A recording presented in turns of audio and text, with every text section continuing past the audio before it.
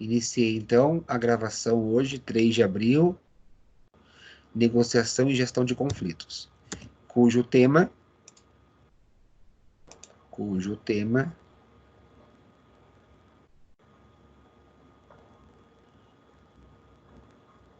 deixa eu compartilhar com vocês de novo. É o negociador, a ética e o planejamento da negociação, tá? 2.1 do livro de vocês. Então, voltando lá. Negociação. A gente está constantemente negociando. Totalmente, o tempo todo. É com o filho, é com a família, é com o trabalho, é com o banco, é com as situações externas. A gente negocia, né? Negociam com a gente e a gente negocia. Quando a gente fala em negociação sob a ótica corporativa, nós pensamos assim, que existe um prisma sistêmico. Que prisma sistêmico é esse? É quando a gente consegue enxergar toda a organização levando uma comunicação bilateral. O que é essa tal da comunicação bilateral? É um prisma sistêmico porque envolve diversas variáveis, né? A empresa, os interesses, a própria jogada para negociar. E por que é no mínimo bilateral? Porque envolve no mínimo duas pessoas, né? Você até pode conversar consigo mesmo, né? Aquele filme Eu Mesmo, Irene. Mas não é o caso aqui. A comunicação ela é bilateral porque ela tem interesses comuns. São pessoas, são situações, são organizações, né, que vão buscar o quê? Vão buscar informação, que tem uma situação de tempo para negociar. Esse tempo são os prazos para fazer contratos, fechar contrato. E aí nós temos o poder, né? O poder é quem tem a caneta, é quem vai tomar a decisão, que pode ter uma única pessoa ou uma equipe que vai decidir, ou ambas as partes que têm que chegar em algo assim, digamos, único e bom para todos, né? Uma conclusão que todo mundo ganhe, o ideal é isso. É, e é duradouro, né? Porque isso vai satisfazer, ou deveria pelo menos satisfazer, todos os envolvidos. Então, geralmente, quando você compartilha algumas decisões que devem ser tomadas, com outras pessoas, você vai ter o quê? Pontos de vistas diferentes. Por quê? Porque cada um pensa de uma maneira, né? E o que faz a gente pensar diferente são os valores, são os costumes, são as crenças, aquilo que nós temos como verdade, aquilo que nós acreditamos. Então, tudo aquilo que nós somos hoje, eu já falei isso para vocês em sala, nós somos o quê? Um resultado hoje do construto social. Porque o que nós somos hoje, 3 de abril de 2020, é fruto de uma construção desde quando nós nascemos. A forma de pensar, a forma de agir, a forma de ser, os nossos valores, as nossas crenças, as nossas atitudes, tudo que nós somos hoje é fruto de uma construção social. Não quer dizer que eu possa mudar. E pelo contrário, a gente sempre muda. Hoje a gente está de um jeito, amanhã a gente tá de outro. Eu tenho certeza que essa crise financeira e da saúde pública, ela vai mudar, ela já está mudando alguns conceitos em nós primeiro. Nós estamos parando um pouco para refletir, para ver que a gente não é tão poderoso quanto a gente acha que é. Eu digo nós enquanto seres humanos, né? E as coisas estão mudando o tempo todo. Então ela está dando um chacoalhão na gente, fazendo a gente refletir, pensar como a nossa vida ela é frágil, muito frágil. E, gente, acho que sumiu, voltou. Como. Voltou aí, né? Como a nossa vida é frágil. Ixi, peraí. Não, tá vendo normalmente o slide. Tá ok. Ah, tá ok? Então tá bom. A Karen tá aqui, né? Oi, Karen, você entrou. Tá nos ouvindo, Karen? Nossa, tava dando erro, não tava conseguindo entrar mais cedo. Nossa, estranho. Só E não tem consegui ninguém entrar aqui. agora. Ah, que bom que deu certo. Desde as 8 horas da manhã eu tô tentando entrar nessa bagaça. Mas, ô, Não Karen, deu sei. algum erro no link de acesso, tá? Ah, Porque entendi. eu estava aqui sozinho na sala e você estava em outra sala e eu não conseguia entrar lá. Então foi algum erro no link. E eu comecei É a que aula faz 5 minutos. O celular ficou carregando, carregando. Foi, meu Deus, o que eu tô Ah, fazendo que de bom que deu errado? certo. Mas deu certo, Aí eu graças a só consegui Deus. entrar agora. Tá bom. Bem-vindo à aula, viu? Obrigada.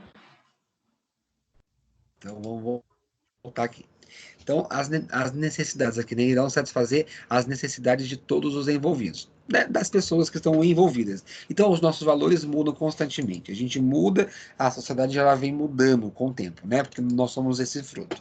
E aí, todo o processo de negociação, ela tem as suas entradas, todo o seu processo e a sua saída, né? Quando você fala em entrada, são os dados, é aquilo que vai imputar o nosso sistema de negociação mesmo, tá? Então aqui, ó, entradas, os impulsos iniciais da negociação, a comunicação entre as partes envolvidas, o uso da informação e do poder, os interesses comuns entre outros. Quem são esses outros? São todos os envolvidos na negociação. Então, por exemplo, eu negociar, mas assim, o que eu tenho para negociar? Eu quero negociar com o Leonardo. Ele quer negociar comigo a nota dele, que foi baixa, por exemplo. Então ele tem o que? Os argumentos dele, né? Ele vai usar os argumentos dele, a justificativa dele, o parecer dele, o ponto de vista dele. Isso é o que ele vai coletar de informação, de dados, para ele vir falar comigo, para negociar uma segunda chance. É um exemplo, tá? Mas é para negociar uma segunda chance, é uma outra prova, uma reavaliação daquilo que foi feito. Então, depois que ele traz essas informações, essa necessidade, né, vem um processo, que é o quê? É a negociação em si. Ou seja, toda essa informação que o Leonardo vai trazer para mim, ele vai contar algumas coisas, ele vai desabafar, ele vai pedir uma ajuda, ele vai pedir para eu verificar, tal, tal, porque não pode pegar DP, porque ele tem bolsa, porque não vai ter como pagar DP, enfim, toda aquela história, né? Que pode ser real ou não pode ser real. Não estou falando que ele mente, não é isso. Mas tem situações, tem argumentos que são verdadeiros e outros não. Cabe ao processo de negociação avaliar isso. E a saída é o processo final, é a devolutiva que você vai receber. Então, por exemplo, a Karen faltou na prova, ela vai vir falar com o professor, né? Então, essa situação vai gerar um input, uma entrada, ela fala com o professor, e aí ela vai trazer o argumento dela, ou o professor com ela vai negociar ali, né? Se esse professor tiver autonomia, ele já dá esse retorno para ela. Se não tiver, ele vai falar com a coordenação para depois dar esse retorno para ela, dizendo se foi aceito ou não, né, esse pedido dela de reavaliação de nota, por exemplo. Leonardo, Karen e assim por diante. Então, tudo, gente, na vida tem entrada, tem o processo e tem a saída. A saída é o resultado, final ou parcial, tá? Temporal. Então, para hoje, né? Professor, hoje, o que aconteceu? A gente percebeu que não tinha ninguém na sala.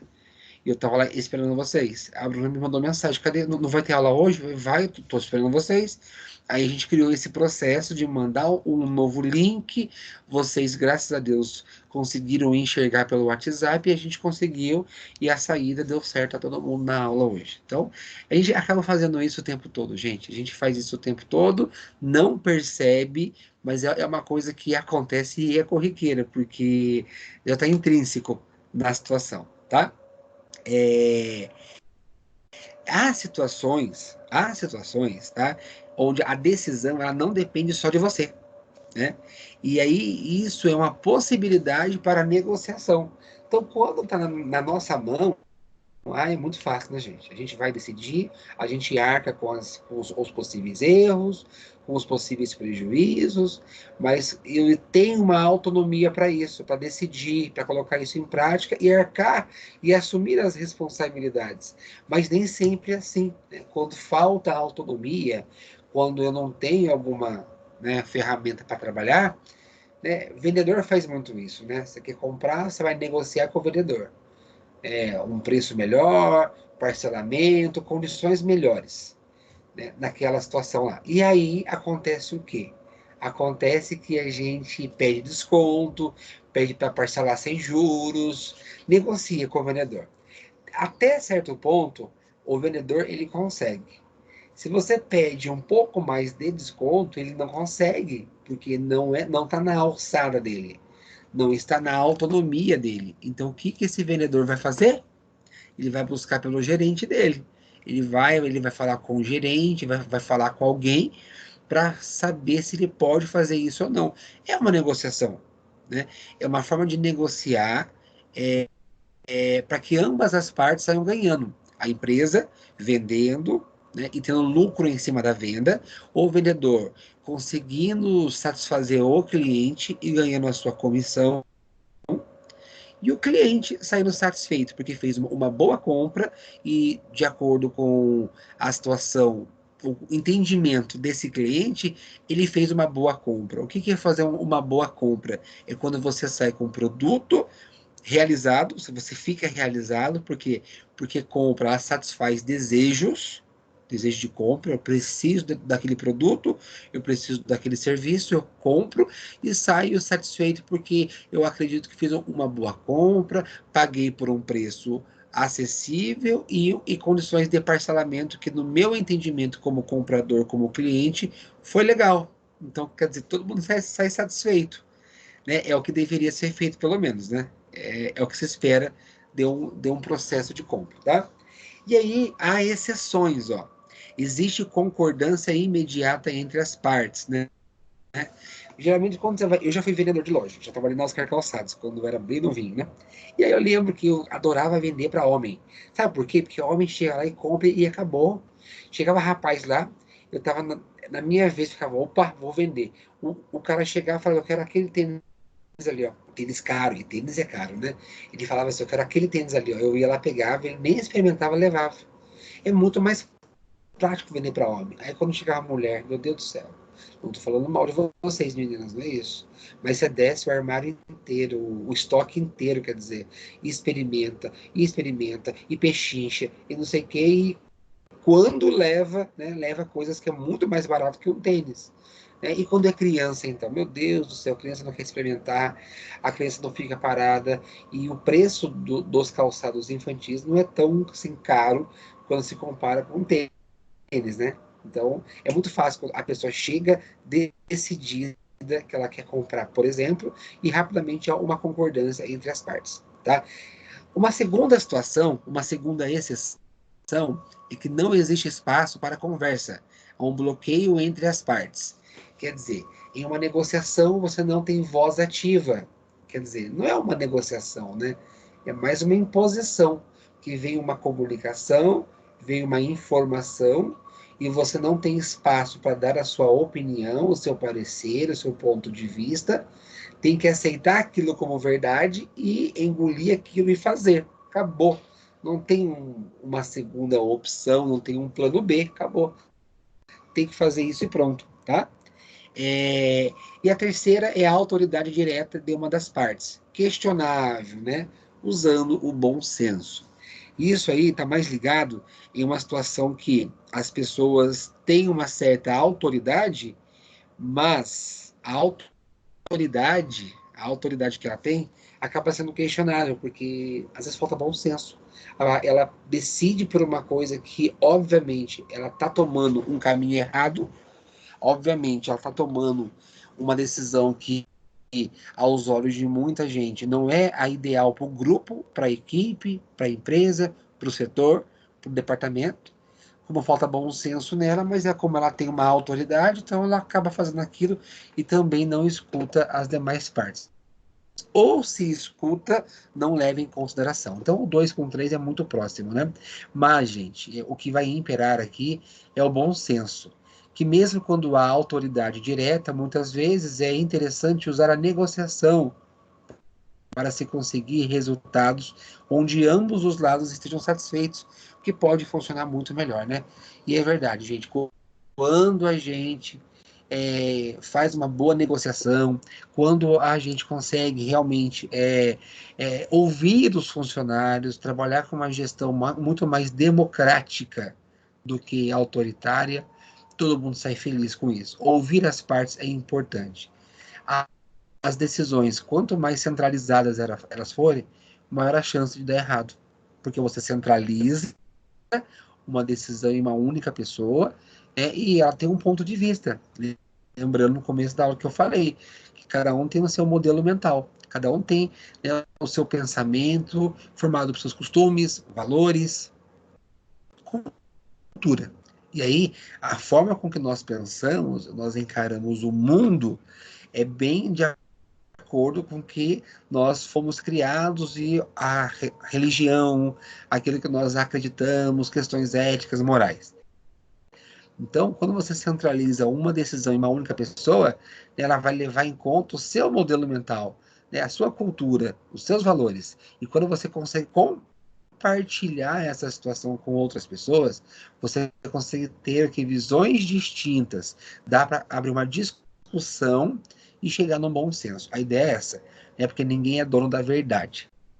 Então é importante ouvir as partes, por mais que a sua decisão depois fique, mas não por imposição, não por autoridade, mas a sua decisão, o seu ponto de vista, ele foi realmente aceito pelas pessoas.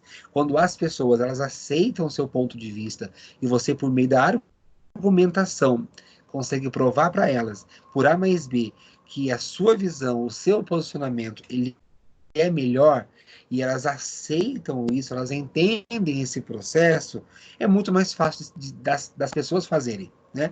Vou dar um exemplo. Você precisa que os seus funcionários façam hora extra, tá? E aí você impõe que tem que fazer hora extra, pronto, e acabou. Não quer saber se a pessoa tem casamento para ir, se ela tem algum compromisso, se ela não pode por questões religiosas, por ser, sei lá, no sábado de manhã, que tem religião que não pode, enfim.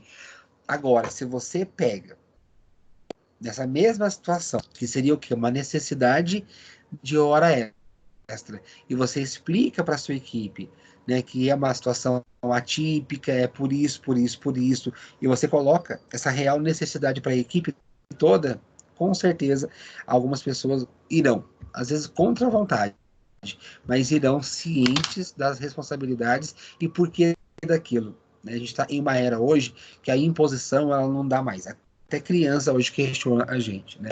Antigamente você dava um berro pro seu filho, que não é certo, mas nós fomos criados assim, eu fui. Né? Eu não podia questionar meu pai nunca, né? Então ele falava, eu nunca podia falar, mas por que, pai? Eu levava uma porrada. Hoje não, né? A criança questiona, a criança, mas por quê? Mas quem disse? Mas a tia da escola falou que não pode. Então ela começa a questionar você, porque ela tem acesso à informação. Então hoje nós estamos numa outra sociedade, muito mais assim flexível. E isso a gente tem que levar para as empresas, que gestão autoritária não está com nada. É antiga, arcaica, obsoleta. Hoje, a gestão democrática ele é muito mais importante, muito mais efetiva, digamos assim, tá? Tudo bem, galera? Tudo em paz? Alguma dúvida? Não, tudo em paz. Fabrício? Tá tudo tranquilo. Tudo na paz de Jeová. Então tá bom. Tudo de boa. De vez em quando eu chamo vocês, tá? Não, parece que eu tô sozinho aqui, parece que eu sou um louco falando sozinho. Então de vez em quando eu chamo vocês aí pra gente falar um oi, tá? Pra acalentar os nossos corações. Vamos lá. Olha que legal, ó. Existe uma situação de uma negociação chamado ganha-perde, ó. Componentes do processo de negociação ganha-perde. Isso quer dizer o quê? Vamos lá. Há diferenças individuais, há valores pessoais e há conflitos. Então isso vai entrar o quê? É uma análise dos inputs, né? Então quando você vai para uma negociação, né, e vai trazer as suas entradas, né, que são os estímulos, os inputs, ou inputs, as influências, por meio da manipulação do poder da informação, ausência de participação e limites rígidos. E aí vai para a negociação, né, para o processo, e aí acontece o quê? Na saída pode gerar o quê? Concessões, rendição e decisão imposta. Quer dizer, isso vai gerar apenas a satisfação de uma das partes, ou um empate forçado ou um desacordo. Isso é típico de uma negociação ganha-perde. Isso é típico de uma negociação que somente as pessoas envolvidas com seu poder vão impor uma situação, vão colocar uma situação. Por quê? Porque ela vai colocar limites rígidos numa gestão de pessoas, em que o gestor ele tem um poder sobre os seus funcionários e ele impõe a sua decisão sem que as pessoas possam pelo menos opinar ou entender, é uma negociação ganha-perde. Porque quem é que está pensando? Somente a empresa, somente o setor, somente você que está puxando sardinha para o seu lado, está pensando em você, tá? Muitas vezes é o tipo de negociação em cima do engano. Às vezes banco faz isso, banco coloca taxa lá sem que você saiba, né? Ou então já mete um seguro do cartão que você está pagando, não está nem vendo, quando você tá na fatura do cartão, sendo que você não pediu aquilo. É uma negociação ganha-perde. Quem está perdendo? As pessoas desinformadas de um lado. Quem está ganhando? A empresa com lucro. Tá? Porque tudo bem que o cliente ligou, pediu cartão de crédito, pediu limite, tudo bem. Essa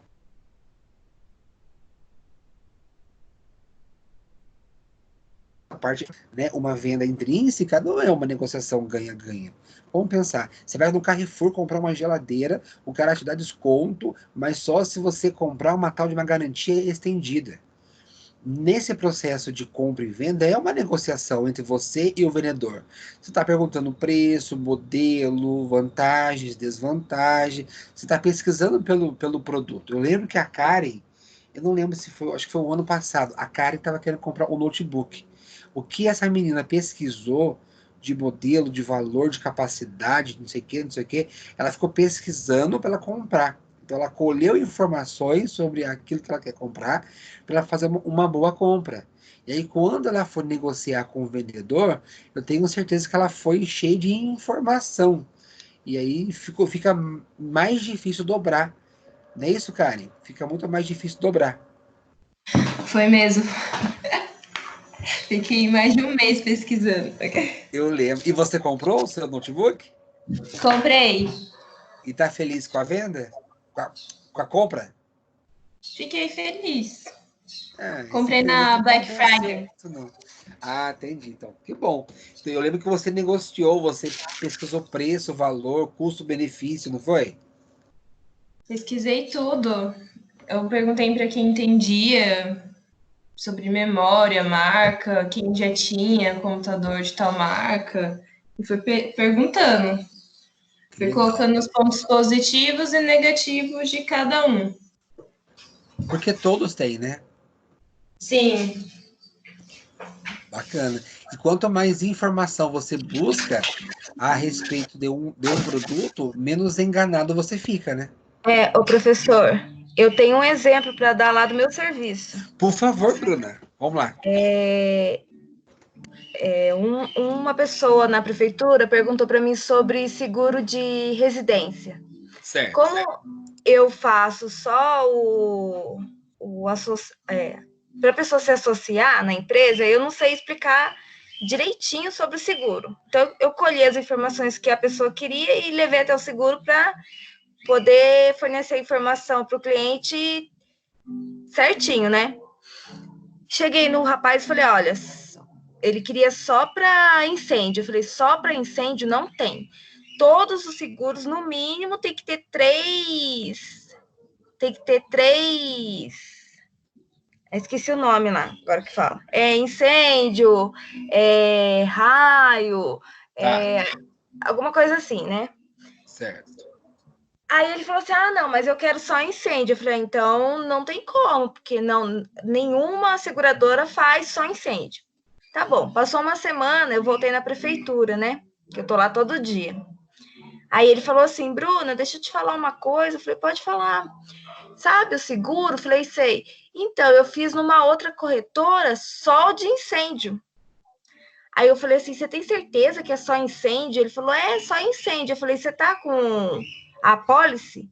Não, a apólice ainda não. Aí a menina, comentei com a menina do seguro, falei, olha, ele falou que fez e era só incêndio. Ela falou assim, Bruna, alguém mentiu para ele para conseguir fazer o seguro. Entendi. Tá vendo? Porque nenhuma seguradora faz só com um benefício. Tem que ter Entendi. pelo menos 3. É um combo, né? Do McDonald's. É o lanche, Aí eu, batata e refrigerante. É o combo. aí eu falei para ele, ó, quando chegar a pólice para você, você me manda só para me visualizar, para ver se é isso mesmo, para verificar se não tem algum problema com a cooperativa, né? Aham. Aí até hoje estou esperando, ele não me mandou, porque ele Não, deve ter mano. sido enganado, entendeu? Ah, com certeza. Foi beleza, Bruno. É tipo ganha-perde. Quem ganhou? A cooperativa, no caso, a pessoa, né?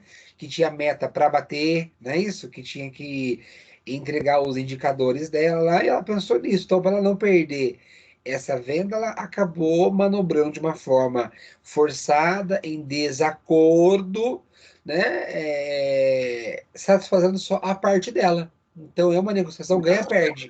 De um Sim, lado mas ganhou o vendedor, né? E perdeu o cara que foi enganado, digamos assim. mas no meu pensamento, assim, como vendedora, eu fui vendedora há muito tempo, né? Certo. Eu acho que no próximo ano, se ele souber que foi enganado, ele não vai fazer naquela empresa. Exatamente. Aí que tá o pulo do gato, Bruna, porque às vezes ela é enganada e não sabe o que foi. Acontece isso, né? É Ela, é- ela, verdade. é- ela continua sendo enganada o tempo todo, né? E vai. Acontece muito isso quando nós não conhecemos as coisas. Por isso que É a por melhor isso, arma é a informação. por isso que a gente tem que pesquisar muito, entender do assunto, porque senão a gente é passado para trás. E é mesmo, gente, e é mesmo. Com essa parte, não tô falando que todo mundo é assim, mas com essa parte de banco, de crédito, meu Deus, a gente tem que conhecer. Esses dias eu fui ligar na Vivo, porque eu tava com o meu sinal aqui de casa horrível, mas horrível mesmo. E eu trabalhando em casa home office faz 2 semanas quase já, e tenho que usar a internet o tempo todo pro sistema e tal. E aí eu liguei na URA da Vivo. Meu Deus do céu, pra você conseguir falar com o atendente, você tem que ir por um caminho. Eu fiquei pensando, meu Deus, se meu avô, se a minha avó tem que ligar na Vivo, não consegue falar. Não consegue. Porque é tanta opção, digita tal, mas se você quer isso, quer aquilo, para chegar para falar com o atendente, é um filtro tão grande que eu fico imaginando quem tem pouco acesso a esse tipo de informação ou essa tecnologia não consegue, não consegue. É impressionante. Então, nós temos que ficar muito espertos mesmo. Infelizmente, é lamentável, né? Esse processo aqui, ó, que é o ganha-ganha, é o ideal, né? É o que a gente busca, né? Que é o ganha-ganha. Ambas as partes vão sair felizes com uma boa compra, com uma boa venda. Ninguém vai sair perdendo, ninguém vai sair só um lado ganhando, que é o ganha-ganha. Aqui está marcado, negociação ganha-ganha. Então a gente coloca as diferenças individuais, os valores pessoais, os interesses comuns, mas também o relacionamento humano. Aqui embaixo, ó, nós temos as entradas, né? Que é a participação no processo, o uso da informação e do poder, mas com base na informação, porque a informação ela dá poder. É uma comunicação bilateral, ambas as partes vão falar e serão ouvidas. Há uma barganha e uma flexibilidade. Barganha é pechincha, né? Barganha é quando as pessoas ficam chegando num ponto comum em que todos vão decidir, né? É, eu quero desconto, mas é um limite. Eu peço um brinde, eu peço um bônus, eu peço uma forma de pagamento mais flexível, uma taxa de juros mais diferenciadas.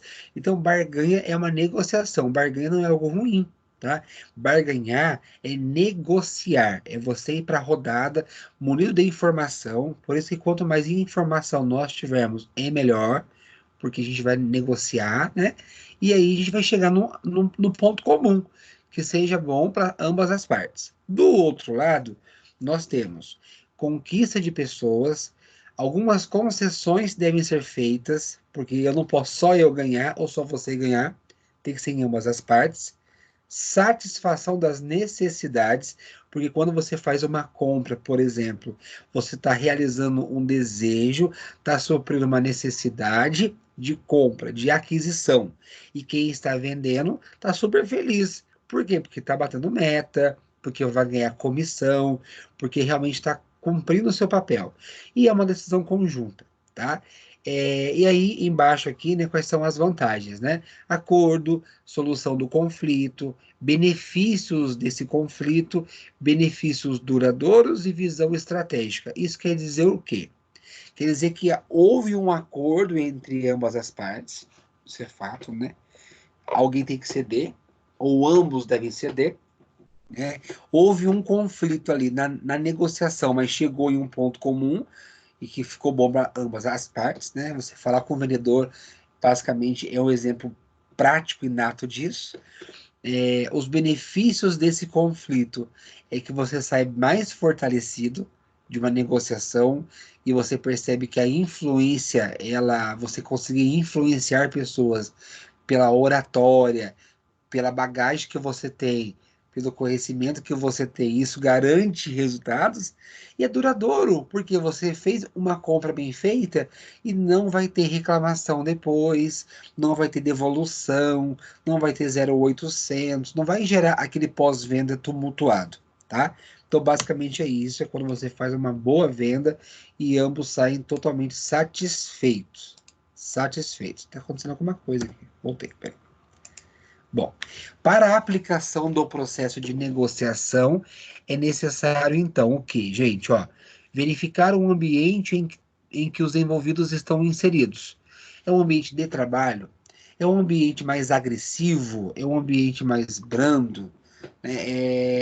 O tipo de cliente, o tipo de empresa, o tipo de produto que você vende, isso vai impactar muito. Você pega um corretor de imóveis, um cara que vende casa, um cara que vende carro. O perfil dessa pessoa é totalmente diferente de quem vende sapato, de quem vende roupa. Por quê? Porque são produtos diferentes e o público é diferente. Você leva em conta o valor das coisas.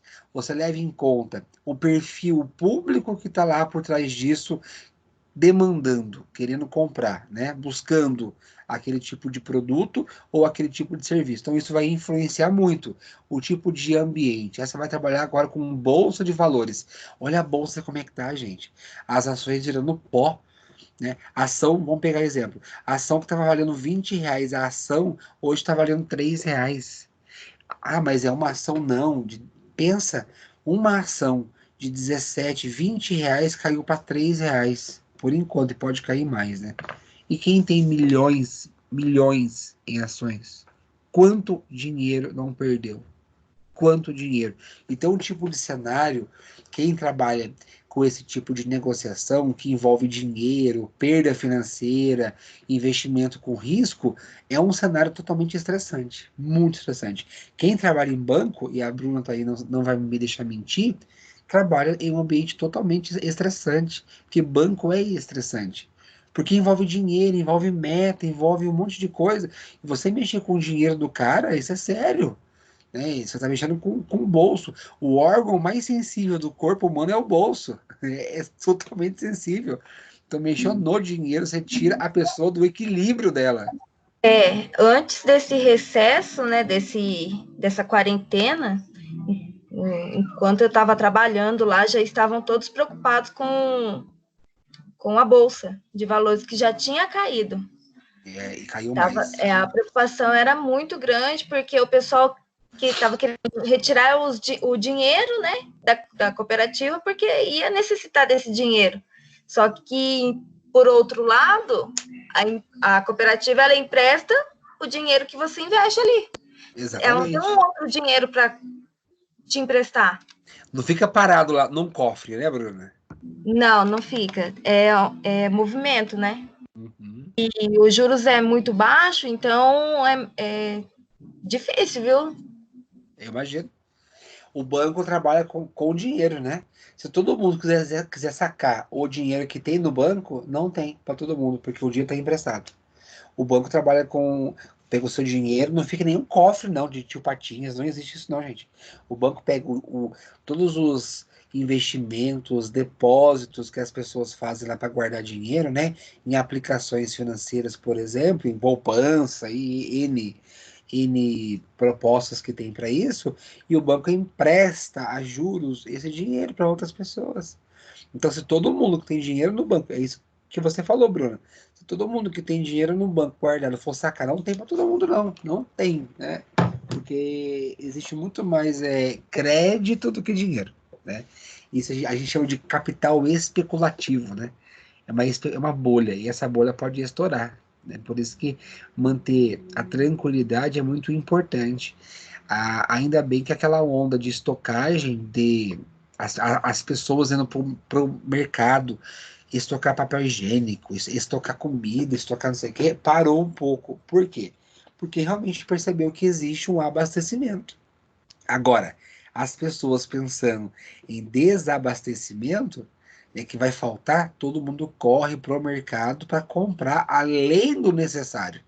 Comprar em grandes quantidades para estocar. Aí falta realmente, né? Porque existe uma demanda contínua. De repente você aumenta, né, super abruptamente essa demanda, falta, gente. Não adianta. Perceba que toda vez que a bolsa cai, o dólar sobe.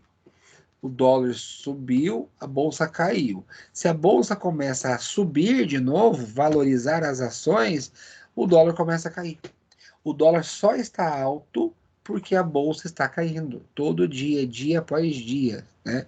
Já está quebrado, não vai quebrar, gente. Já deu uma quebrada já nessa parte financeira, mas não é algo específico do Brasil. Não se preocupe, tá? É algo mundial. E eu falo não se preocupe, por quê? Porque alguma coisa vai ter que ser feita pelos organismos internacionais para flexibilizar os juros, e depois dessa situação que a gente está passando, vamos entrar em um mundo em reconstrução, se Deus quiser, o mais rápido possível, para reconstruir logo a confiança, a especulação volta, o dinheiro começa a voltar, e a economia pensa que é uma grande roda gigante, ela tem que voltar a rodar, mas ela só vai voltar a rodar quando tiver confiança. E só vai ter confiança quando a pandemia for controlada, quando descobrirem a cura, ou passar essa fase o mais rápido possível, né? E que morra menos de gente possível, né? O ideal é que não morra ninguém, pelo amor de Deus. É muita gente morrendo. Deus me livre. Mas vai passar, gente. A gente vai sair mais forte dessa, mais fortalecido e como seres humanos melhores. Assim a gente espera, né? Gente, olha que legal essa parte aqui, ó. Modelos de práticas situacionais de negociação. Então, nós temos pressionar, olha que legal aqui, ó. Pressionar, atenuar e sinergia. Vamos pegar o pressionar. Pressionar move contra, né? Então é persuasão e afirmação, né? Persuadir e afirmar. Então veja, ó, de um lado e do outro lado, tá vendo? Então há um choque aqui entre ambas as partes, ambas as frentes em uma negociação.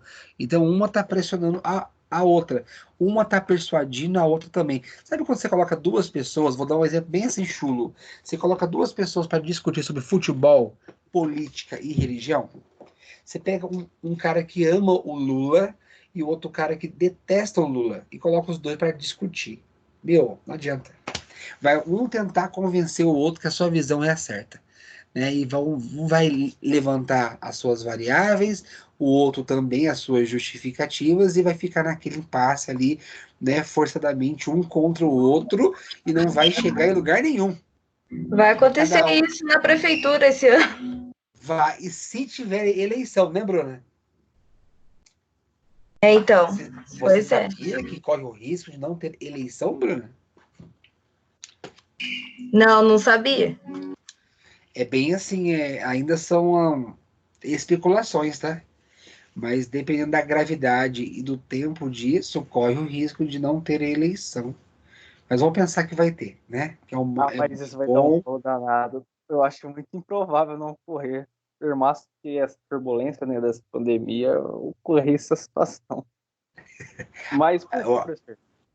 Pode por falar. questão de pandemia mesmo. Não sabe quanto tempo vai durar isso? Por isso que tem que passar logo, né? Para o mundo voltar ao normal. Entendeu? Mas você pega, por exemplo, PSDB, não estou puxando o saco para ninguém, tá? Mas você pega os PSDBs e os PTs. Os PSDBistas e os petistas, né? Põe em uma sala para você ver. Meu, eles se matam. Cada um tem sua verdade, um quer convencer o outro, joga na cara do outro, entendeu? E aí não chega em lugar nenhum. Por isso que discutir certos assuntos não leva em nenhum lugar, gente. Porque é uma pressão. Um está pressionando o outro, de acordo com a sua ótica, de acordo com o seu ponto de vista, para forçar. É algo forçado. Eu estou afirmando. Cada um tem a sua verdade e fica em choque. Basicamente é isso. Esse desenho aqui, ó, ele mostra muito isso, ó, pressionar, ó, em choque, tá vendo? Ambas as partes. Aqui embaixo, ó, tem o atenuar, que é mover para fora, afastar-se. Ou seja, cada um tem a sua verdade, não há essa pressão, mas cada um vai para um lado, entendeu? Acontece muito isso. Você sabia que casamento é uma negociação, né? Casamento é um contrato, basicamente é um contrato, né? Em que duas pessoas se envolvem e aí celebram um contrato, uma união, um papel civil, né? Porque o aspecto religioso é uma formalidade. O casamento em si é o papel que você assina lá com o juiz, né? É um contrato bilateral, né? De ambas as partes, né? Colocando ali. Aí quando não dá certo, né? Ou vai separar no papel, move, afasta-se, né? Vai cada um para o lado, rompe um contrato. É o atenuar aqui, tá? Mover-se para fora. Acontece quando você, por exemplo, em um processo, a prefeitura faz muito isso. Ela tem os seus terceirizados, né? Ela tem limpeza terceirizada, segurança terceirizada, transporte muitas vezes terceirizado, a cantina da escola terceirizada. Aí chega uma época que tem que renovar esse contrato, né? E se não for bom para ambas as partes, cada um vai para um lado. Basicamente é isso, mover-se para fora. São visões diferentes. Pode ser o rompimento de contrato, pode ser a busca de novas oportunidades para depois reformular esse contrato, é o atenuar. E o mais bacana, né? O ideal em uma negociação é essa aqui, ó, é a sinergia. Sinergia é aproximar, mover com engajamento e atração, ó. Quer dizer, estão alinhadíssimos ambas as frentes em uma negociação, caminhando para o mesmo sentido, entendendo ambas as partes, né? Que realmente é o melhor caminho. Talvez o melhor caminho não é o mais doce, o melhor caminho não é o mais agradável, mas o melhor caminho é aquele que condiz com uma realidade. Entendeu? Por exemplo, hoje, ficar em casa está sendo, para quem está em casa, né, de quarentena, quem pode ficar e quem está ficando, está sendo um remédio amargo, mas necessário. Então, quem está consciente está ficando em casa porque está entendendo da gravidade que as coisas estão e que podem piorar, né, e se você, é só você olhar, gente, para fora. Estão construindo lá campana, hospitais de campana, para quê? Né? Tá, espera-se um pico. Foi convocado agora outros profissionais da saúde, como fisioterapeutas, psicólogos, até veterinário. Está sendo convocado para fazer um curso pelo governo para ficar de prontidão. Por enquanto é um convite, mas se não tiver, né, o coro, vai ser convocado para trabalhar até em outros estados. Então, quem entende isso e vai em uma sinergia. Talvez não é o melhor remédio, né? Perdão. Talvez não é o mais doce remédio, mas é o remédio necessário para essa situação. Isso é a tal da sinergia, né? É todo mundo sincronizado e entendendo essa necessidade. Isso que estamos fazendo hoje aqui, gente, é uma sinergia, né? É claro que a aula presencial ela é bem melhor, mas não tem como, é uma situação externa, é incontrolável. Então, já que não pode ter aula presencial, enquanto isso durar, a gente fica resguardado em casa e tendo aula ao vivo. A gente tem que se adaptar. Pode ser que para vocês é um sacrifício. Pode ser que para mim também seja um sacrifício, mas a gente tem que ceder isso aí, entender que é força maior. Então, estamos nessa sinergia. Ficar reclamando e não ter aula é bem pior, na minha visão. Então, vamos ter aula, uma aula online, talvez não seja tão produtiva e tão legal, prazerosa, quanto o encontro presencial, mas vamos nos reinventar por enquanto, né? Porque o barco não pode parar. Tudo bem, gente? Então, com esses modelinhos aqui, o pressionar, o atenuar e a sinergia, tranquilo aí? Larissa, tá aí, Larissa? Tranquilo, professor. Então tá bom. O Fabrício continua aí. A Karen caiu, né? A Karen caiu, mas a gente continua com a aula. Fabrício, quer falar alguma coisa? Não, tudo certo. Então tá bom, vamos caminhar. Olha que legal aqui, ó. Isso aqui é bem legal, ó. Deixa eu só colocar uma coisa aqui, ó, pra gente enxergar primeiro isso e depois isso para não ficar poluído.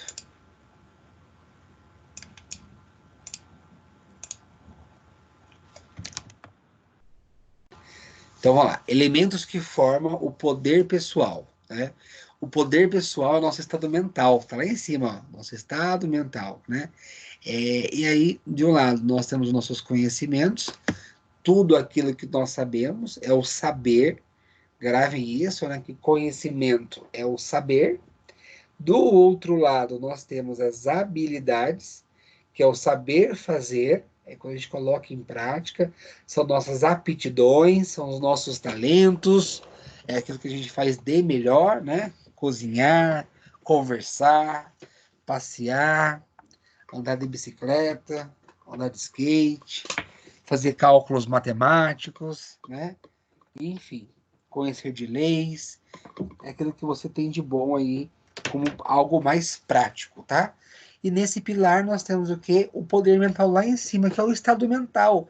O estado mental é quando você tem um equilíbrio e você sabe das suas potencialidades, daquilo que você é bom e daquilo que você tem que melhorar também. Que é importante a gente verificar isso e mapear sempre, gente. Já ouviram isso com certeza, que há uma necessidade de entendermos os nossos pontos fortes e os nossos pontos a desenvolver, né? Aquilo que eu sei e aquilo que eu preciso saber mais. Aquilo que eu sei fazer e aquilo que eu preciso desenvolver em mim. E todo mundo tem coisa para melhorar, para desenvolver, né? Vamos ler aqui, ó. O estado mental positivo, ele potencializa os conhecimentos e as habilidades. Se eu estou bem comigo, se eu estou antenado, se eu estou antenado, se eu estou assim aberto, se eu estou, né, com uma cabeça boa, então eu vou potencializar tudo aquilo que eu sei, porque eu tenho um equilíbrio. Vamos colocar esse poder pessoal, esse estado mental, como um equilíbrio, saber lidar com as coisas. E adulto sabe fazer isso. Você está em um lugar chato. Vamos pensar assim, ó. Nós, adultos, estamos em um lugar chato, numa reunião chata, numa igreja chata, sei lá, em alguma coisa. A gente segura a onda, a gente fica lá, né? Mantém as aparências, né? Mantém o equilíbrio, até por uma questão de etiqueta, e depois vai embora. E a criança? A criança fica desesperada, ela quer ir embora, ela fica, mãe quer ir embora, ela fica irritada, ela fica é, perturbada, ela fica ali agitada porque ela quer ir embora. E nós não. Então, numa negociação, muitas vezes, a gente tem que manter as aparências. Quem nunca participou de reunião chata? Dá um sono desgraçado. Você tem que ficar lá, é um assunto chato, não te diz respeito muitas vezes, e você tem que manter a etiqueta. Fica ali com uma cara de interessado. É o estado mental, o equilíbrio que nós temos que ter mediante as diversas situações da vida que a gente enfrenta. Por exemplo, vocês vão passar por o TCC, né? Por banca, ou via banner, ou via banca oral mesmo.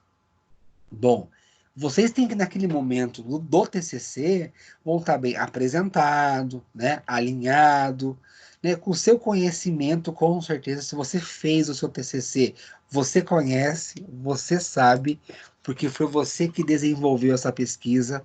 As habilidades é aquilo que você vai colocar em prática na hora de explicar, tirar dúvidas, de desenvolver o seu raciocínio, né? Mas o seu poder mental, que é o seu equilíbrio, né, mediante essa pressão, tem que estar bem. Você já perceberam que tem pessoas que ficam nervosas e perdem o raciocínio e não conseguem falar, não conseguem raciocinar? Então, esse equilíbrio emocional, que é o poder pessoal nosso, nosso estado da mente, né, sabendo trabalhar com essa adversidade, isso é muito importante. Eu já vi alunos não conseguirem apresentar o TCC de tão nervosos que estavam. E eu tenho certeza que eles sabem, porque eles fizeram. Eu acompanhei, eu vi. Mas o estresse, o nervosismo era tanto que eles não conseguiam desenvolver uma oratória, um raciocínio, sendo que conhecimento eles tinham, habilidade também eles tinham, porque eles fizeram. Foi um ano de pesquisa, mas o poder pessoal deles em desequilíbrio, você impacta os seus conhecimentos e as suas habilidades. Já viu pessoa nervosa que não consegue dirigir? Pessoa nervosa que não consegue colocar a chave no contato do carro, fica tremendo? Por quê? Porque ela está em desequilíbrio. Ela perde o nome, ela perde o raciocínio, ela esquece tudo. Por quê? Porque ela não está com um bom estado mental. Entenderam isso? Então, manter a nossa saúde mental intacta, equilibrada, garante o nosso raciocínio, o nosso equilíbrio, as nossas habilidades para poder manter e tocar as coisas, tá bom? Em uma negociação, nós temos que manter a frieza. A frieza não quer dizer que eu sou um ser humano frio, mas naquele momento eu tenho que demonstrar pelo menos uma frieza, né, uma imparcialidade, ok? Ser imparcial. Embora eu tenha os meus valores, né, e aquilo que eu acredito, eu concordando ou não com algumas situações, mas naquele momento eu tenho que ser imparcial. Não demonstrar realmente as minhas crenças, os meus valores, aquilo que eu acredito, tá?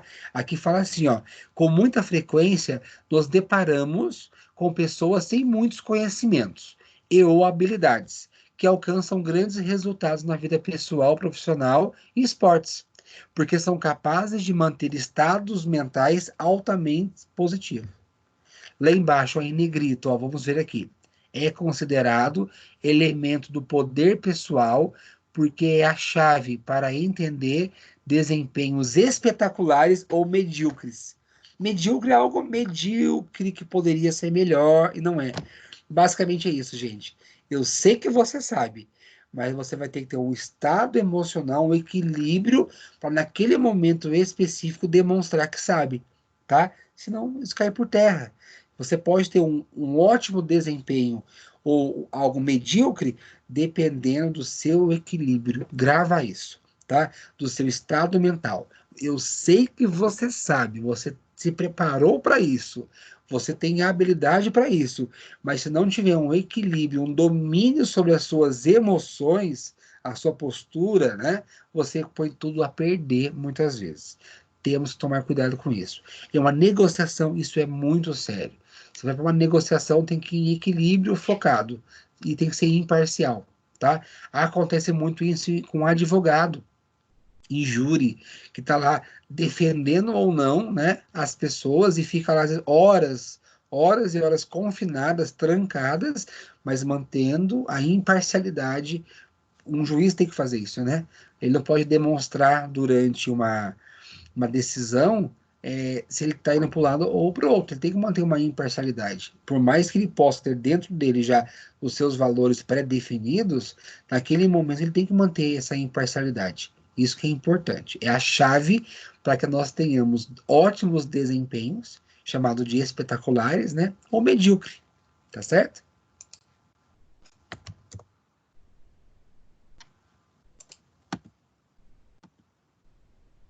Continuando. Olha aqui, né? Para qualquer que seja a finalidade, é certo que as pessoas elas moldam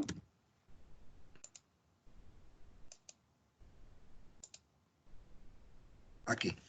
Para qualquer que seja a finalidade, é certo que as pessoas moldam seus comportamentos para a partir de influências externas, família, parentes, amigos, cultura, região, comunidades, que são absorvidas e interpretadas de acordo com a personalidade de cada um.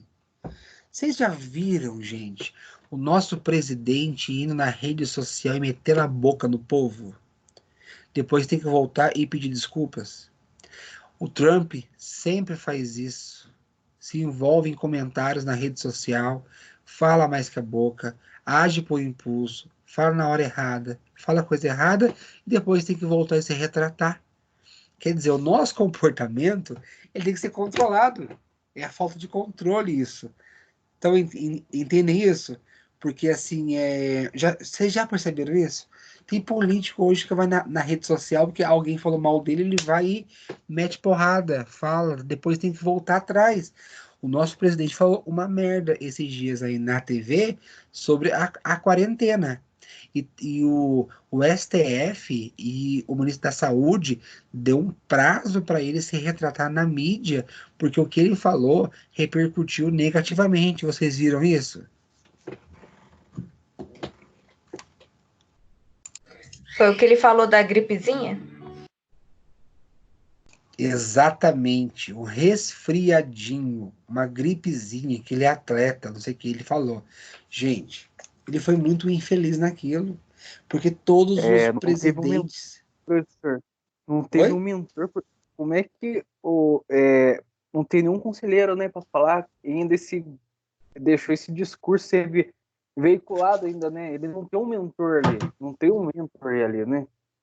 Não, tinha que ter. Tinha que Tinha que ter, ter. concordo. E aí ele vai e Uhum. fala, né? Ninguém revisa, falou uma gripezinha, um resfriadinho, onde a gente tem não sei quantos mortos aí no mundo, pessoas morrendo o tempo todo. Ele falou numa tentativa de salvar a economia, concordo. Sim. Mas olha para o mundo como é que tá, Leonardo. Todos os Exatamente. presidentes, ministros e líderes de Estado estão falando quarentena, quarentena. Aí ele vai e faz uma merda dessa. Aí pediu para Sim. se retratar, entendeu? Por quê? Porque ele agiu sem pensar. Discursou muito mal. O que era para ter deixado essa parte é com o Mandetta e depois agora que correr atrás, né, do discurso dele, né? Retratou, né? Exatamente. E você pode ver Uhum. que ele com o Mandetta, eles estão trocando farpas, viu? Ele foi Exato. na Jovem Pan ontem e ele falou mal do Mandetta. Uhum. Mas agora Ah, não é hora de mexer com o cara, não, pelo amor de Deus. Não demita esse exato. homem. Não, o que pode acontecer se daí brigasse com os ministros, alguma coisa, fazer tanta discordância, pode, infelizmente, o mandato dele encurtar, né? Isso é verdade. Agora, você imagine mexer com esse cara agora. Não pode fazer isso. Seria insano. Não, e tem que deixar na recomendação do Mandetta, já que o mês do frio tá chegando, né? E a gente não sabe como é que o pico é maior, né, professor, que vai ser? Vai ser Exatamente. entre agora em junho, né, que a gente vai entrar no mês do frio, né? A gente entra em junho no frio, mas agora maio já esfria, né? Abril já começa. Já estamos no outono, né? Uhum.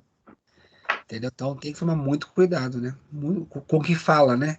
Ainda mais pelas redes sociais. A gente fala uma coisa lá e depois dá um problema, um problemão. Uhum. E isso é Que o nem tal do. Oi, perdão, pode tem falar. muitos empresários também preocupados, né, com que nem do Madeiro, você já chegou a ver, né, até o Roberto Justus, né, Sim, vi. sobre falando para vou retornar rápido. Depois eles retornaram o discurso, né, porque viu que o impacto é grande.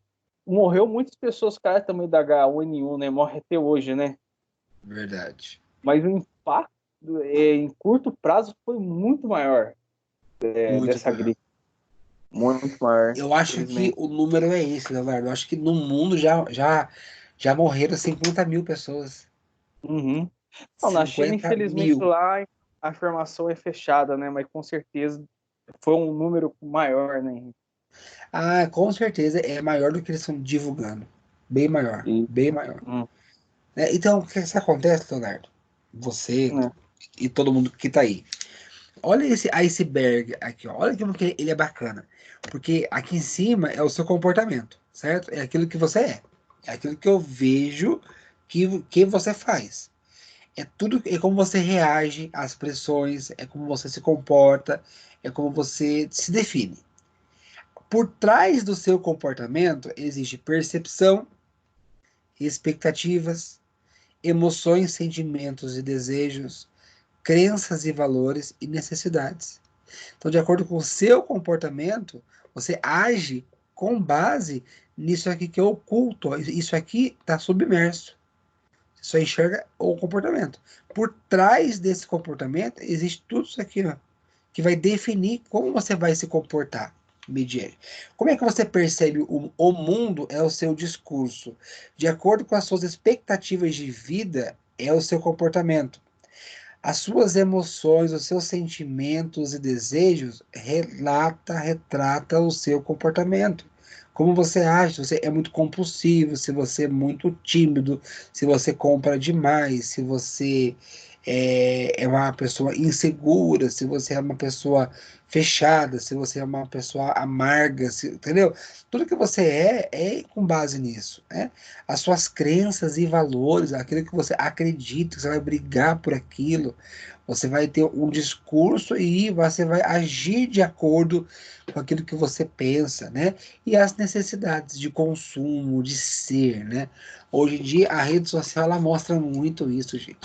Muita gente, não estou criticando quem é blogueiro, quem é youtuber, não é isso, mas a necessidade que as pessoas têm de postar um prato de comida, postar um não sei o que, postar um cabelo novo, uma roupa nova, uma viagem, né? Mostrar para o mundo que eu estou bem, que eu sou sucesso, mas aquilo é uma autoafirmação para ela, né? Qual a necessidade de você postar tudo que você vai fazer?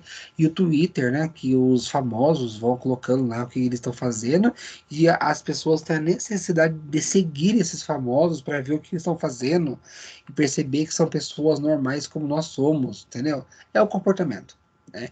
É alguma falha aí, alguma falta de, entendeu? E tem coisa que é involuntária, né? Então a gente precisa entender isso, que tudo que nós somos tem uma base por trás disso, e até base fisiológica, tá? Até base fisiológica. Por exemplo, vou dar um exemplo bem bobo aqui. Você tá com uma vontade de fazer xixi, você quer ir no banheiro urinar. Meu, você não consegue pensar em outra coisa. Você pode estar numa reunião, num casamento, numa formatura importantíssima. Bateu a vontade de fazer xixi, você só pensa em fazer xixi, né? Se você estiver dormindo com vontade de fazer xixi, você até sonha que está fazendo xixi e até pode mijar na cama. Olha pra você ver a situação como é que é, involuntário. Por quê? Porque é o seu comportamento, tá?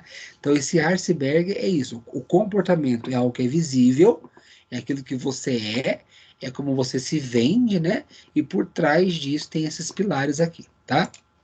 Com base nisso, nós temos a famosa hierarquia de Maslow. Vocês devem conhecer isso já, né? Vocês já estudaram isso, né, gente? Maslow e as necessidades de Maslow? Sim, Já, professor, você Já, mesmo né? falou. Ah, eu mesmo? Nossa, que chato. isso. Tá bom. Uhum. São as emoções, os sentimentos e os desejos. Aqui diz, né? Ó, emoção, sentimento e desejo.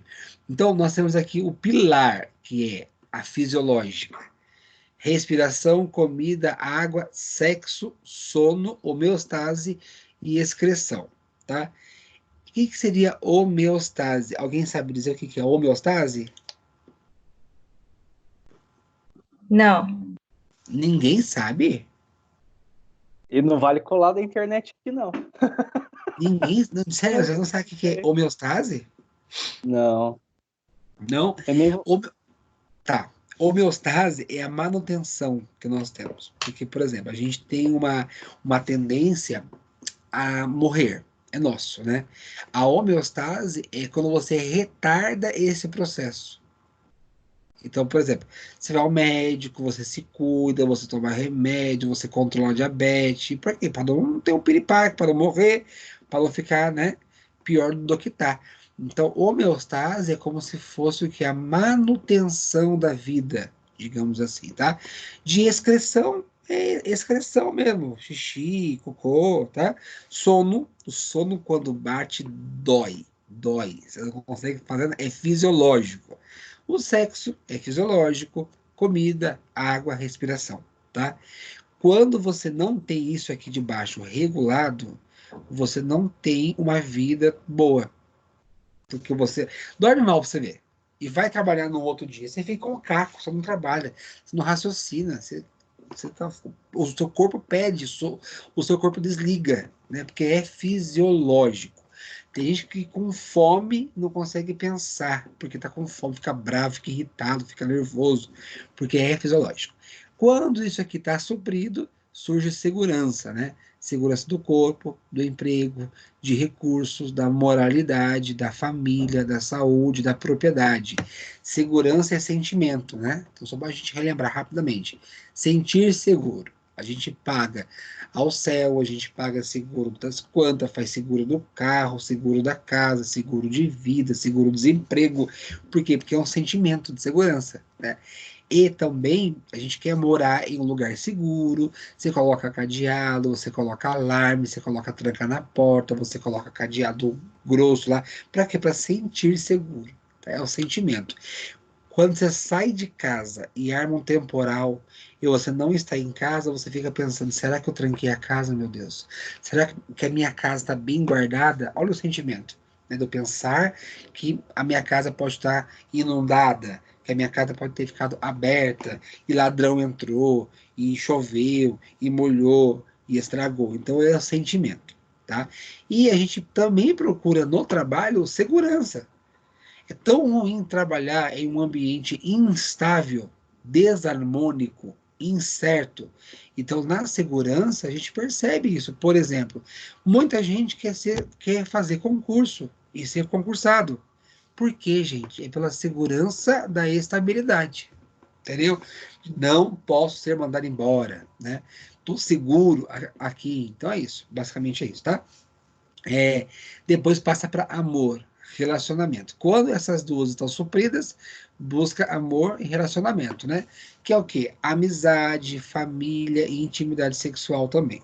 Então, nesse momento, a gente está vivendo esse distanciamento social, né? Isso reflete, né, na falta que faz o contato físico com pessoas, com amigos, com parentes, né? Então, assim, isso é importante, né? Esse relacionamento. O que hoje nos deixa mais próximo é a internet, é a tecnologia, né? São as redes sociais. Mas se não fosse isso, esse distanciamento seria mais amargo ainda, porque sem contato físico e sem contato virtual também, né? Embora a gente não está próximo fisicamente, mas vocês estão aqui, a gente está conectado nesse momento por alguma coisa. Estima é aquele momento que você quer fazer aquilo que você se propôs. Você se desafia. Autoestima, confiança, conquista, olha lá, ó, respeito dos outros, respeito aos outros. Quando você quer conquistar o seu espaço. Estima é quando você não quer fazer uma certa coisa só por tabela. Você quer fazer alguma coisa porque você quer provar para você que você pode. É muito bacana isso, né, gente? Quando você se desafia a fazer alguma coisa e você faz para provar para você que você consegue. Tem gente que troca de emprego para ganhar menos. Eu conheço pessoas que eram concursadas, que exonerou, que pediu conta do concurso público para trabalhar em outro setor porque ela estava triste, estava infeliz, estava insatisfeita. Insatisfeita. Aparecem uns negócios aqui no meu computador o tempo todo aqui de segurança, não sei as quantas. Peraí, voltei. Bom, pessoas que mudam de emprego para ganhar menos em outro emprego. Mas porque lá no outro emprego ela sente que ela vai ser mais valorizada, que ela vai fazer aquilo que ela gosta, que vai gerar uma autoestima para ela, um respeito, um prestígio social. Isso é estima. E por último, a realização pessoal, que é você vir a ser aquilo que você quer ser. Moralidade, criatividade, espontaneidade, solução de problemas, ausência de preconceito, olha que bacana isso, né? E a aceitação dos fatos. A realização pessoal é aquele momento que você atinge o ápice de uma situação. você se sente plenamente realizado. Só que isso é por um tempo só, tá? E a gente fica nessa pirâmide aí, ó, balançando o tempo todo. Vou dar um exemplo, tá? Posso usar o seu exemplo, você como exemplo, Bruna? Pode sim, professor. A Bruna tá trabalhando, uma pessoa bem-sucedida, casada e tem um filho, né? Casado com um policial, ele manda prender a gente. Aí, de repente, ela se separa do marido dela. Ela separa, mas ela separa porque. Mas ela quer ficar com ele que não quer mais. Então, ele separa dela, ela fica mal, arrasada, ela vai mal no trabalho. Aí ela perde o emprego também, porque por causa da crise financeira. Então, ela leva dois golpes, tá vendo? Quer dizer, ela estava tão bem, trabalhando, casada, com filho, de repente veio uma separação contra a vontade dela, e aí isso vai desestruturar tudo que ela estava construindo. E aí ela volta lá embaixo da pirâmide, ou volta nesse nível aqui do amor, né, para reconquistar ou não, ou para superar isso, né? Se comprou uma casa, você queria muito comprar uma casa, você comprou a casa. Naquele momento da conquista da casa, você está no ápice. Você queria tanto aquilo, você conquistou, você conseguiu. Passa um tempo, você já quer uma outra casa. Você quer uma casa maior, você quer uma casa na praia, você quer não sei o quê. Então a gente vai buscando outras oportunidades, ou as circunstâncias da vida vai tirando da gente algumas coisas, né? Ou por perda, ou por morte, ou por vontade da outra pessoa, uma demissão, você tinha um emprego fantástico, ganhava muito bem, daqui a pouco você é mandado embora e você não consegue se recolocar com aquele salário que você tinha, então você perde alguns, né, um pouco do seu padrão de vida cai, então isso reflete nas pessoas, né, algumas coisas. Então, basicamente isso, essa pirâmide é de hierarquia das necessidades, mas ninguém busca amor se está com fome, tá? Ninguém busca se realizar pessoalmente se ela está em desequilíbrio ou está com falta de comida, falta de sexo, falta de água, entendeu? Porque é a base dessa pirâmide. Sem saúde, nós não somos nada, né? Você pode ter o dinheiro que você for, o cargo que você tem, se não tem saúde, você está lá na segurança, né? Primeiro é ter saúde, estar bem, né? Mentalmente, fisicamente, espiritualmente, para depois continuar. Basicamente é isso, tá bom? Vamos lá. Vamos continuar então, que isso aqui só foi para relembrar. Vocês querem parar um pouquinho pro café ou podemos continuar, gente? De verdade, vocês que sabem. Eu estou à disposição de Eu já vocês. tô, eu já, Pode eu já tô continuar. tomando café. Posso continuar? Pode continuar, Já professor. Então tá bom. Mas podem tomar café, tá? Eu deixo. não, Toma café, tô come tomando biscoito café, aí, não. né? Toma como bolacha aí, Vamos continuar. Gente, esse assunto eu acho que ele pode ser novo para vocês. É tão bacana falar sobre ele, eu gosto dele. Que é a tal da janela de Johari. Já ouviram falar isso? Janela de Johari? Não. Ah, um assunto novo nessa aula, pelo amor de Deus. A janela de Johari. Então vamos lá. Aplicando os conceitos das habilidades dos negociadores. Os negociadores devem aprimorar suas habilidades e estudar e antever o ambiente de negociação, bem como controlar o seu comportamento e emoções com o objetivo de alcançar o melhor acordo possível. Então, assim, quanto mais você se conhece e conhece o outro e conhece as situações, mais sucesso você tem em uma negociação. A janela de Johari é uma janela que ela muda o tempo todo. Então ela vai mudando de quadrante o tempo todo e vai mostrando algumas facetas nossa e da circunstância. É bem legal. Vejamos aqui. Então vamos lá. Existe o que então? A área 1. Vamos olhar aqui para a área 1, tá? O que é a área 1? A área 1 é a área que é publicada. Quer dizer, eu me conheço e os outros me conhecem. Então é aquela área totalmente publicada. Por exemplo, a Larissa se conhece, ela sabe dos valores que ela tem, né? Ela sabe das competências que ela tem, ela se conhece e as pessoas que convivem com a Larissa também sabem desse potencial que ela tem. Então é algo explícito, é uma janela aberta, ok? vamos falar, janela de Johari, é uma janela aberta, porque você se conhece e as pessoas que estão ao seu redor sabem como você é. Então, fulano é estudioso, porque realmente ele é estudioso e as pessoas sabem que ele é estudioso. É aberto, é uma relação aberta, pública das pessoas, ok? As pessoas que estão próximas da gente conhecem a gente e a gente conhece também aquilo que quando o nosso calo aperta. A gente sabe também aquilo que nos tira do nosso equilíbrio, que nos tira do corpo. E as pessoas que convivem com a gente também sabem. Essa é a área 1, tá? A área 2 é a área cega. Olha o que ela diz, ó. Os outros conhecem, mas eu não conheço. Ó, desconhecido do eu. Eu. Mas os outros. Sabe aquele problema que as pessoas têm e ela não enxerga nela que ela tem esse problema? Esse vício, por exemplo, tem gente que mente demais. Vamos dar um exemplo aqui, né? A pessoa mente demais de forma descarada. E ela não percebe que ela mente de uma forma tão assim contínua, ela mente muito, né? E os outros sabem disso, que ela mente, né? E ela tem gente que mente tanto, galera, que acredita na própria mentira. Ela mente aquilo que ela se convence daquela mentira e ela acha que as pessoas estão acreditando nela. Mas todo mundo tá vendo que ela tá mentindo. As pessoas sabem que ela é mentirosa. Mas ela não vê isso nela.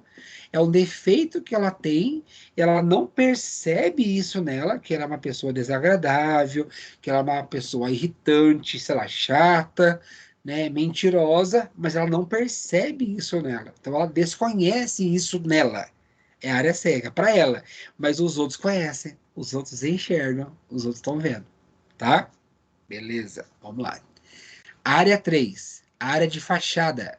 O que é isso? Ó, a área de fachada é só aquilo que eu sei, ó, a área de fachada, ó, é conhecido do eu.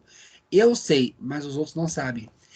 Pessoas que escondem talentos, pessoas que escondem aptidões, pessoas que são capazes, mas ela sabe que ela é capaz, só que os outros não sabem. Ela não se vende de uma forma, ela não é aberta para as pessoas. Sabe? Nossa, Bruna, eu não sabia, Bruna, que você sabe fazer crochê. Ela sei, professor, eu faço crochê e faço ponto cruz.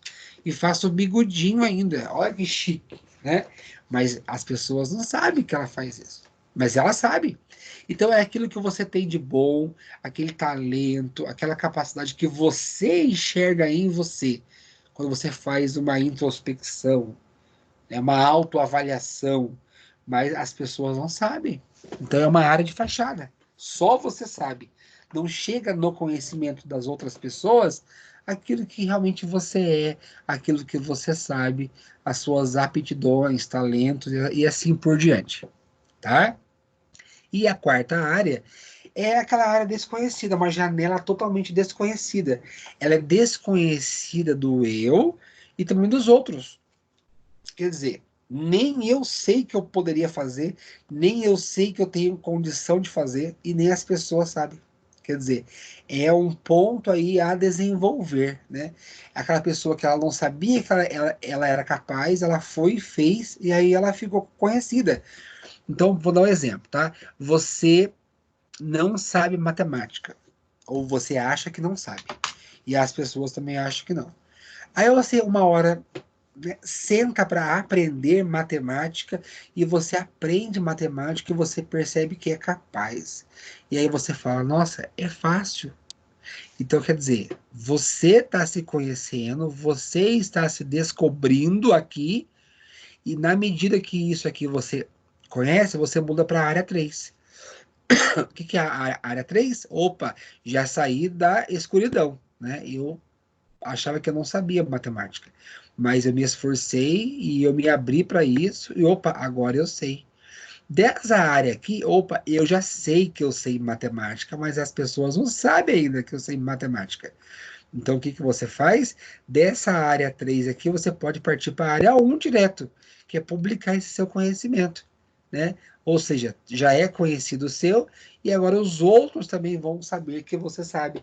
Então entendam que essa janela aqui, ela mexe, ela altera.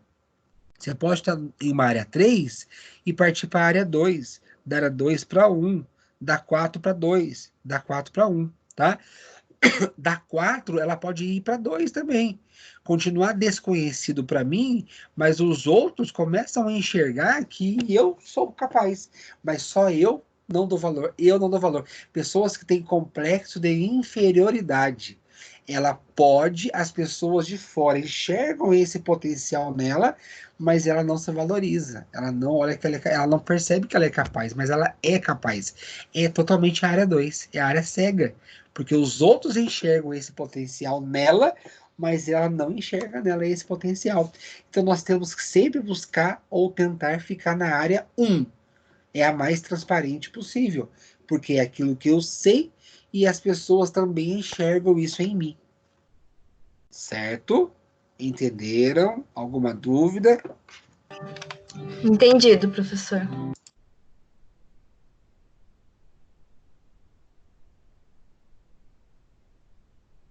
Fabrício, entendeu, meu amigo? Leonardo, Larissa?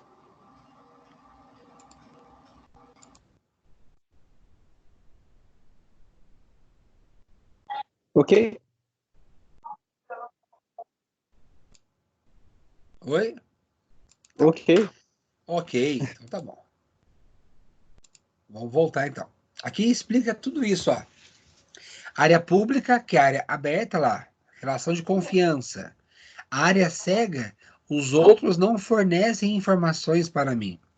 A área de fachada é uma área oculta da qual eu não forneço informações para os outros. E a área desconhecida, nem eu tenho a informação e nem os outros têm. Então são as áreas ou as janelas, tá? Vamos trocar a área por janela. Que você pode abrir a janela ou fechar a janela, né? Então ela pode mudar de cenário. É a tal da janela de Johari, tá? Bom, vamos falar um pouco de rapport. Rapport e empatia. Você já deve saber o que é empatia, né? Eu queria ouvir de vocês o que vocês entendem por empatia.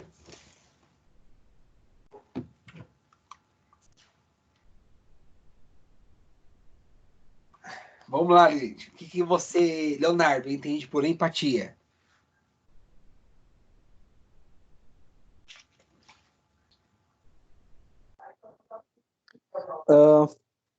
Fazer o bem, se identificar, né, com a situação.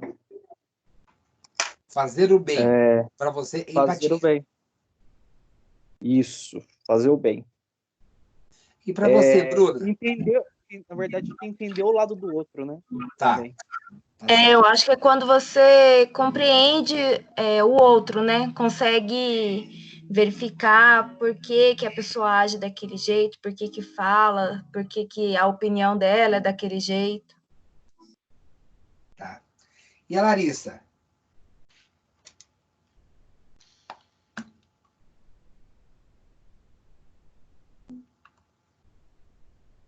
Larissa saiu, deixou rodando aqui, ó, e foi fazer almoço.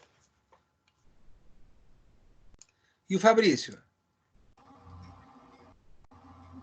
Então, para mim, empatia é você conseguir enxergar o problema do outro a partir da sua própria visão, né, do problema. Você já passou por alguma situação e daí, nessa situação que você passou, você consegue enxergar o problema do outro. Perfeito, obrigado pela participação, gente. Assim, eu não me sinto sozinho, viu? E basicamente é isso, né? A definição de empatia é se colocar no lugar do outro, né? Então isso vai ao encontro de tudo que vocês falaram, né? É se preocupar com o outro, é envolver-se com a causa do outro, né? É ter um olhar, é bem isso mesmo, empatia. E tem o rapport. O que é rapport? Escreve rapport, né? Fala rapport. Rapport é a capacidade de estimular o outro a sentir que há uma sintonia entre ambos. Ao espelhar a comunicação verbal e não verbal, então as duas são importantes, ó, verbal e não verbal, assemelhando sua postura, velocidade dos gestos, tom, volume e velocidade da voz, quantidade de contato visual, o negociador aumenta as chances de se estabelecer o rapport. Ele ajusta a sintonia emocional, harmoniza, facilita o diálogo, a cooperação e aproxima as partes. Isso quer dizer o quê, gente? Rapport, basicamente, é quando você ajusta uma sintonia fina com uma outra pessoa. Sabe aquela situação? Eu fui com a cara do fulano, não fui com a cara daquela pessoa. Você se identifica pelo olhar, pelos gestos. Por isso que fala de comunicação verbal e não verbal. A verbal é a comunicação em si, e a não verbal é a forma com que você vai olhar para outra pessoa, são os gestos, são as sintonias que você vai criar. Tem pessoas que você conhece e faz uma amizade e parece que você conhece aquela pessoa há anos e ela se torna a sua best friend, mas você conhece ela há pouco tempo. E tem pessoas que você conhece há muito tempo, mas não tem esse rapport com ela, essa sintonia fina com ela. Então, porque é uma questão de afinidade. É diferente de empatia. A empatia é quando eu me preocupo com a outra pessoa. Eu me coloco no lugar dela. Ponto. Rapport é sintonia. Eu estou sintonizado, estou harmonizado com ela. Então, às vezes, você vai comprar alguma coisa, o vendedor é tão bacana com você, é tão legal que ele criou um rapport com você, que você até compra pelo vendedor, pelo atendimento, pela sintonia fina que foi estabelecida naquela negociação. Tem lugar que você não compra pela antipatia do vendedor, porque é chato, é insistente, é xaropão, então você se irrita com aquilo e não compra porque não houve um rapport. É uma negociação. Se o negociador, se ele consegue criar um rapport com a outra pessoa, você traz ela para perto de você. Percebam isso. Você vai comprar, por exemplo, alguma coisa, tem vendedor que pergunta da sua família. Oi, quem tá Professor, aí, pode falar. é como se fosse um sentimento, né? Eu tô sentindo que a pessoa está interessada no que eu tô falando, ou a pessoa está desinteressada no que eu tô falando, isso?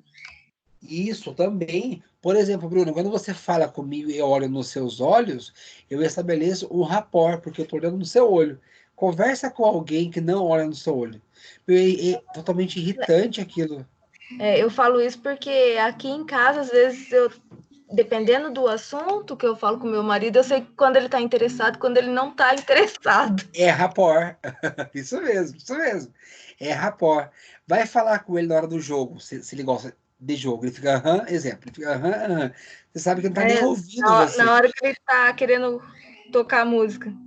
Ele está interessado e eu não. Entendi. É bem isso mesmo.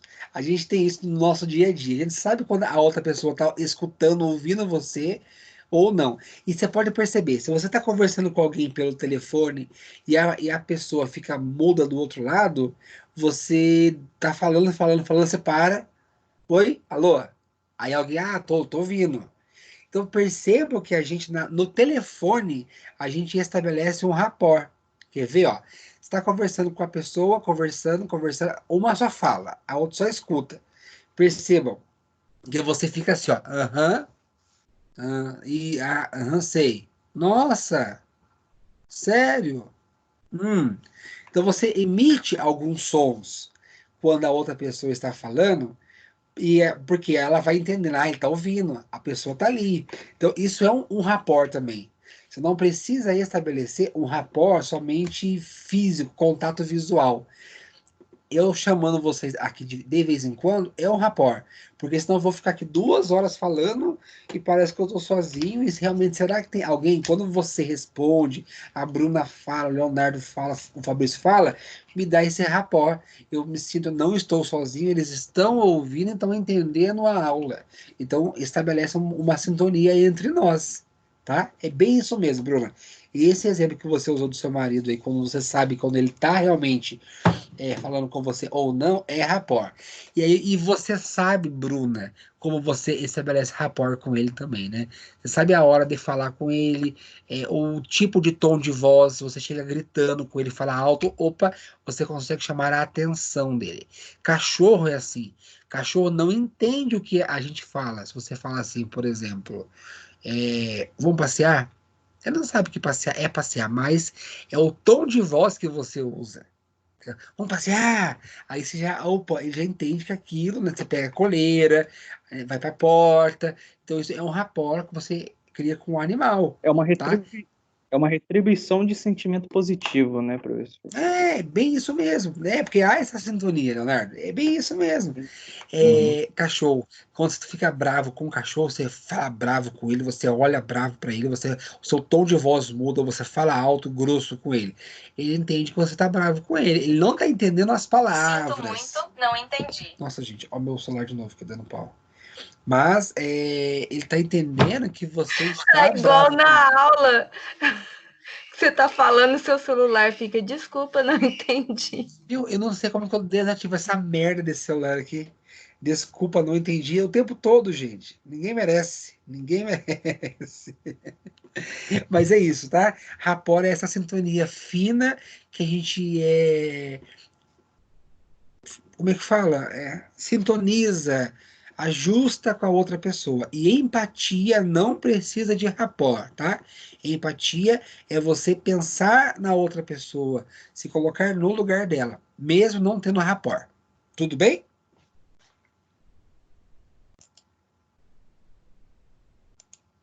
Tudo bem? Tudo. Ah, tá vendo? Ó, isso que eu fiz foi rapport. Alguém tem que responder que tá tudo bem pra mim, senão eu vou ficar bolado. Gente, partindo pro final da aula já, eu vou, antes de passar essa situação, um problema para vocês, eu vou tentar, não sei se vai dar certo, passar um filminho aqui, basiquinho, chamado Ponto de Vista. Se não der, é bem assim, é um trechozinho só, tá? Se não sair o som, se não der, eu mando esse vídeo para a Bruna, ela manda para vocês via WhatsApp. Esse trechozinho, ele vai mostrar assim, que ponto de vista, né? Cada um tem um ponto de vista de uma situação. Em uma negociação, isso é muito latente, né? Cada um tem um ponto de vista, cada um vai querer puxar a sardinha pro seu lado. Então é bem entender que existe um ambiente para isso, um cenário específico para isso, tá? Eu vou soltar aqui. Se não estiver saindo com áudio, me avisem, por favor.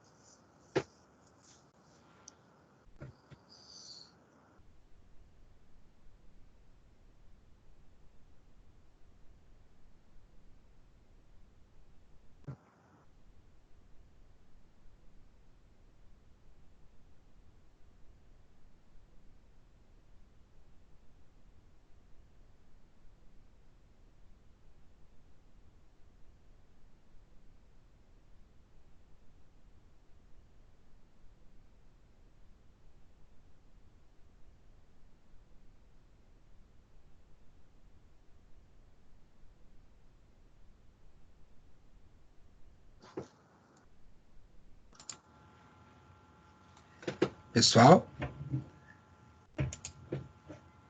Oi, professor. Saiu o áudio aí, não? Não, tá Nem no. mais. Só tá no PowerPoint. Então tá, faz o seguinte, ó. É um trailerzinho do filme, tá? Tentem assistir, por favor, antes da próxima aula. Vocês acham que dá? Nessa quarentena, em casa? É um filme bacana, Sim. é muito bom. Qual que é o nome mesmo? É para assistir o filme? Ponto de vista. Ponto de vista. Mas é um filme gostoso, bacana. Legal mesmo, tá? Não é chato, não. Assistam, então, antes da próxima aula, até quinta-feira que vem. Ponto de vista. Tá no Netflix, você acha muito fácil por aí. Internet. Ponto de vista. Assista. Eu também vou assistir de novo, porque eu assisti faz mais ou menos uns anos aí. Eu vou ver de novo e a gente discute esse filme na próxima aula, pode ser? Pode ser, professor. Então tá. Então é o seguinte, ó. Essa situação, problema, a gente vai começar a próxima aula semana que vem com 3 situações, ó. Então são 3 tarefinhas para casa. A primeira, a gente vai discutir essa situação, problema, tá? Ó. Ernesto, que é gestor de RH da indústria de ventiladores Bom Ar, tem enfrentado problemas em conseguir que a maioria dos 452 trabalhadores da empresa aceitem a alteração do plano de saúde. O estatuto da empresa rege que a maioria dos colaboradores deve aceitar a mudança de plano. Ernesto tem explicado que os benefícios são os mesmos, porém a negociação com a nova organização trará uma grande economia para a empresa Bom Ar. É uma grande economia, tá errado aí. O tempo está se esgotando e não houve acordo. O senhor Medeiros, assistente de Ernesto, pediu para tomar a frente da negociação porque está na empresa há mais de 15 anos e conhece muitos funcionários formadores de opinião. Será que dessa vez dá certo? Será importante o conhecimento do senhor Medeiros sobre os colaboradores que negociam? Será que vão pressionar para buscar seus pontos de vista ou buscarão sinergia no acordo? Conhecer suas crenças e valores e suas necessidades? Pois bem, acompanhe então. Então, assim, semana que vem, a gente vai, então, vocês vão ler o artigo que eu vou mandar para a Bruna, tá, Bruna? O artigo. Então, a gente vai discutir o artigo, vai discutir a resolução dessa situação, problema, e vai discutir sobre o vídeo, ponto de vista. E aí eu vou dar 5 minutinhos para cada um de vocês falar. 5 minutos. Então preparem em tópicos, uma oratória, e aí a gente vê o que a gente faz, tá? Para não ter erro de link, eu reenvio para a Bruna na quinta-feira à noite pelo WhatsApp o link dessa reunião da semana que vem. Tudo bem? Tá bom, professor. Gente, então é isso. Alguma dúvida, alguma coisa ou tá tranquilo? Tá tranquilo. Então tá. Eu agradeço vocês, obrigado pela paciência, desculpa o atraso porque deu problema na sala aqui, mas o conteúdo foi dado. Então semana que vem eu aguardo vocês, tá? Assistam o filminho com uma pipoquinha, ponto de vista. Leiam o artigo que eu estou mandando para vocês. Esse material de aula eu também eu vou te mandar via slide, via WhatsApp. Tá bom, Bruno? Eu mando para você via slide. Tá bom. Obrigada. Via WhatsApp. Tá bom, gente? Tá bom. Deixa eu voltar então aqui. Então, galera, um bom fim de semana para vocês. Obrigado pela paciência. Obrigado pela aula. Fiquem em casa quem puder. Se cuidem. Um super beijo. Tchau, professor. Bom final de semana. Para vocês Obrigada. também. Falou, professor. Tchau. Tchau, tchau.